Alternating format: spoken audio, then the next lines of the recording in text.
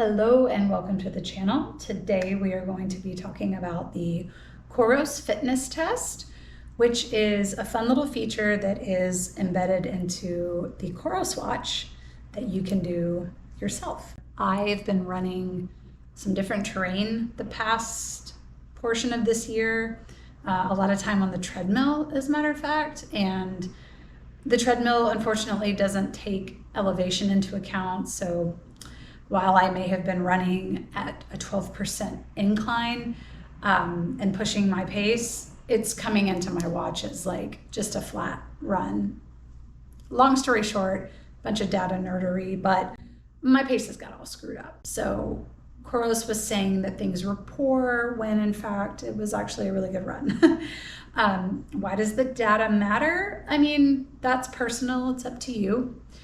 If you are someone that uses the built-in training plans, it really matters because it's going to spit out a training plan with pace zones based off of your fitness. And if your fitness isn't correct here, there's a problem. I personally have a coach. We work within what we know to be my zones, but it's annoying. I want things to be right here personally. So I took the test. It was really great. I'm going to tell you a little bit about how it went. So first and foremost, you're going to navigate to the fitness test on your watch.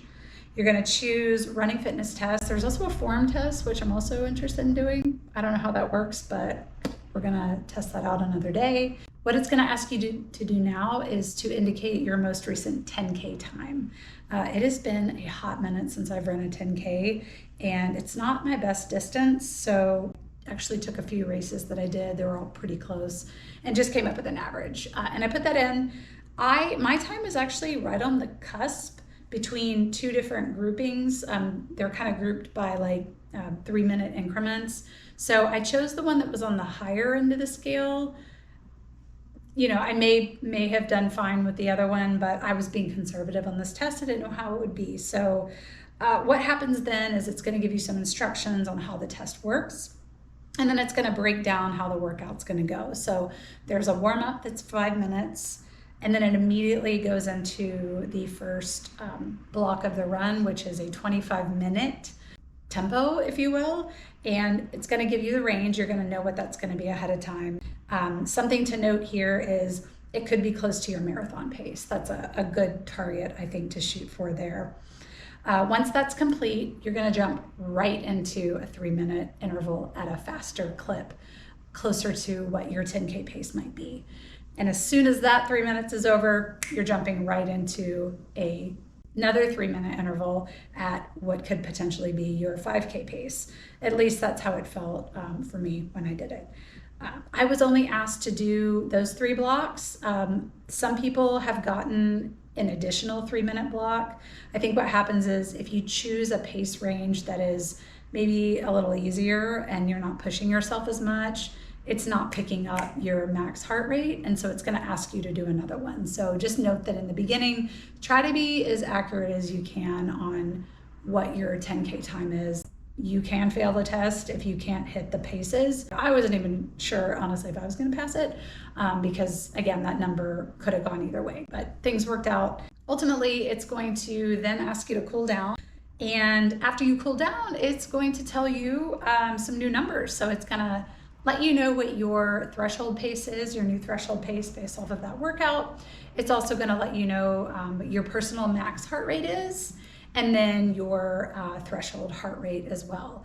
And then it's going to go through and it's going to update your pace zones. So all those different pace zones that you have in the app will be more accurately reflected of your fitness after taking the test, as well as your race predictions. So mine changed quite a bit. They shot up significantly in the marathon because it had me running way slower than my marathon times. But again, the data got skewed. So it's a lot closer to what I would actually probably run in a marathon like right now.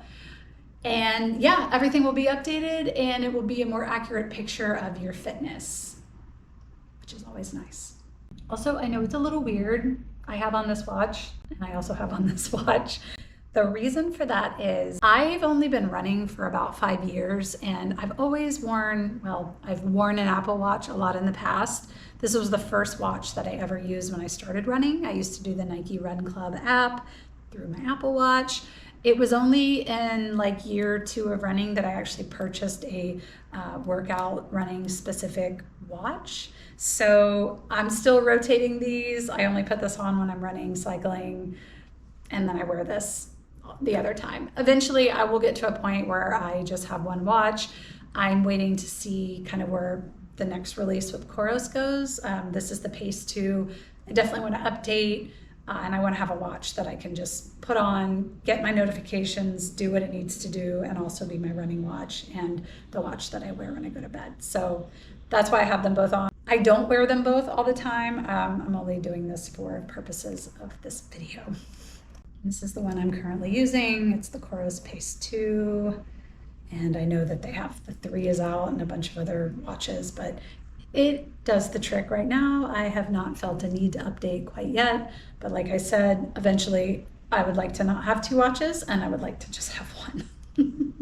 So you want to make sure that you are fueling, hydrating, doing all the things that you would normally do before a race, because the effort is challenging and you want to be at your best. So I took a day off yesterday. I didn't run. I didn't do any strength training. I made sure to get a good night's sleep, fueled, hydrated, so that I could prepare for this morning. Set aside some time in your week, make sure again that you are preserving your body before the test, that you're able to set aside time to get it done. Also, go somewhere that you can run around. If you have a track or if you have some kind of loop, make sure you have the ability to run for 25 minutes straight, and then also do your 3-minute intervals back to back to back after that.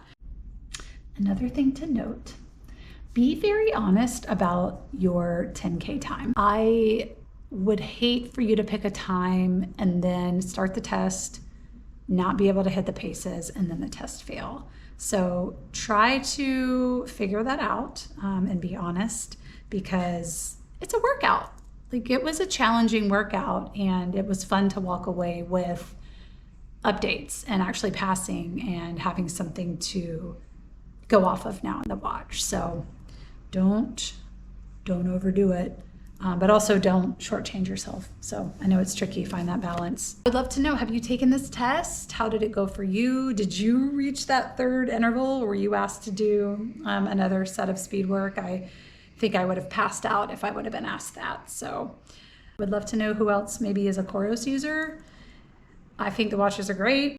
I may do this test again, see where my fitness is by the end of the year, and see what kind of numbers it gives me. I hope you enjoyed the video and a little deep dive into the running fitness test.